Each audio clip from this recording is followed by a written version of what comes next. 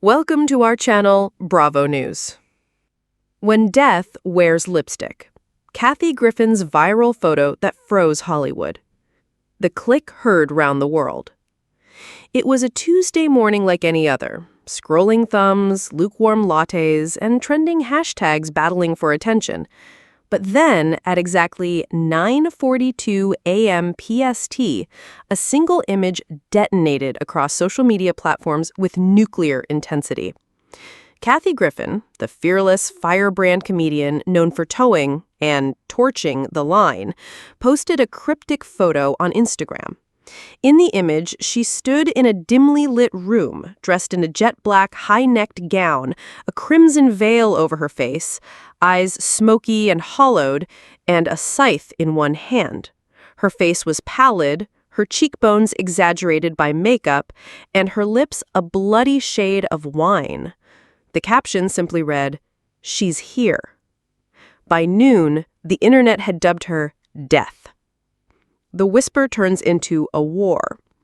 At first, fans and critics alike assumed it was a teaser for an avant-garde photo shoot or perhaps a role in an indie horror flick.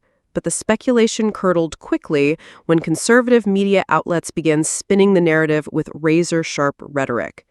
Fox Nation anchor Regina Myers went viral herself after saying, "This isn't art.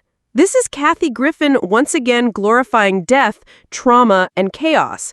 She looks like the Grim Reaper's drag sister." Hashtags like Kathy the Reaper and hashtag Hollywood Death Cult began trending. Kathy's team remained silent. But silence never survives long in a digital inferno. The skeleton in her feed.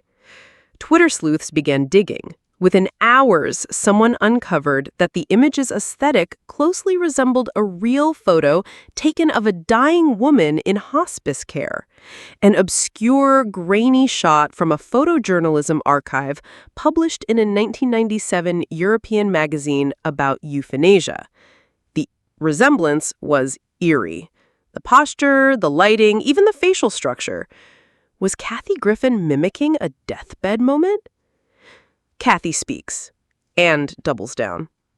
3 days later, with the public sphere melting into a cultural volcano, Kathy Griffin finally uploaded a response video on YouTube.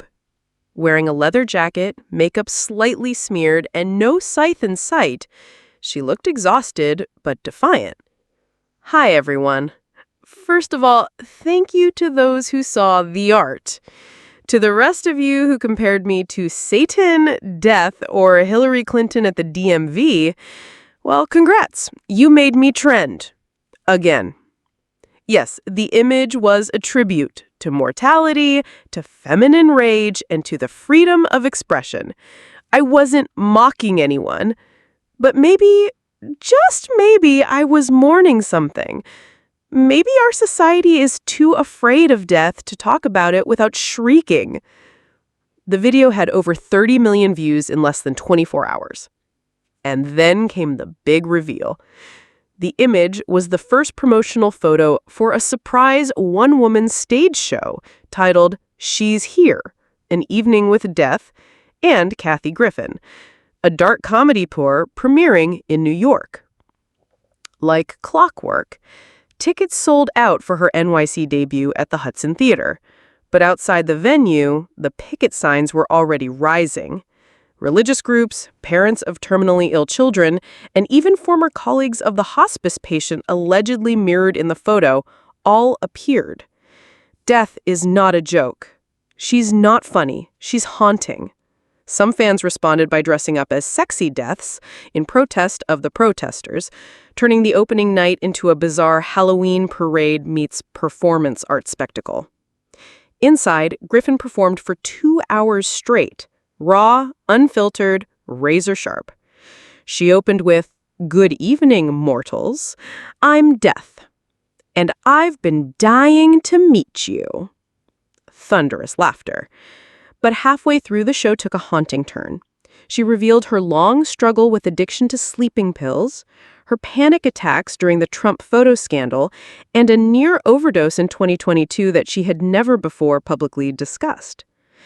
"Death has been knocking on my door for years. I just decided to answer with a selfie. The outrage swelled. She's mocking death itself, read one comment. Insensitive and vile, said another. Meanwhile, comedians and celebrities fell into two camps, defenders and defectors. Sarah Silverman tweeted, "Let's not forget Kathy's entire brand is pushing the envelope so hard it bleeds." But former friend Janine Garofalo posted, "This isn't envelope pushing, it's soul scraping." The media reckoning. The next morning, media coverage shifted tone. Rolling Stone declared, "A fearless dissection of grief and guilt.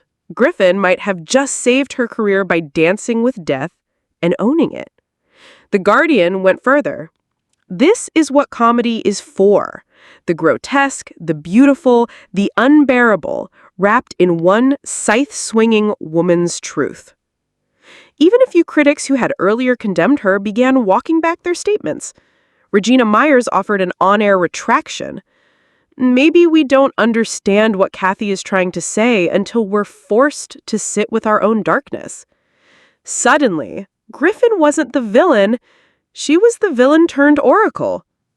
Death goes global. Griffin expanded the tour globally, from Tokyo to Paris, Sydney to Sao Paulo. She's Here played to standing ovations. The show evolved with each city, integrating local stories of grief, censorship, and mortality. She even did a show entirely in silence in Berlin. No words, just mime, music, and movement. It was hailed as Chaplin meets Sharon. But the controversy never fully died down. In Ukraine, her show was banned by cultural regulators. In Alabama, her face was banned from public libraries. An anti-Kathy podcast called The Death of Decency hit number 3 on Spotify. And yet, every week, her ticket sales grew. A Reaper's Redemption. By the end of the year, Netflix announced a filmed version of the live show. It became one of the most watched stand-up specials in their catalog, earning Kathy a rare standing ovation at the Emmys. In her acceptance speech, she said, "I wore death, and she looked good on me. But the real costume we all wear is silence, and I burned mine." Hollywood legend Meryl Streep sent her flowers with a note that read, "You walked the tightrope. You brought us with you. Bravo." The final curtain call.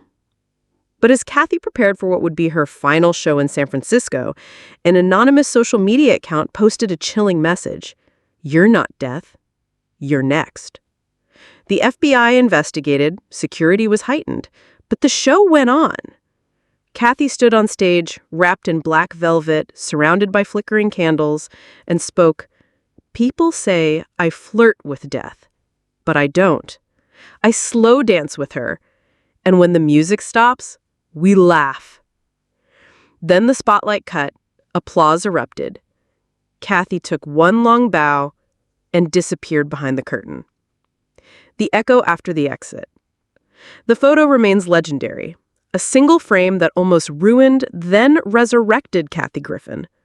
Art critics call it the digital death Madonna. Museums have requested the costume. College courses debate its impact. And as for Kathy, she lives quietly now, in a small house in Big Sur, occasionally tweeting political snark and tending to her rose garden. When asked by a Vanity Fair reporter in a rare one-on-one interview what she thinks of being called death, she smiled. "Death? No, darling. I was never death.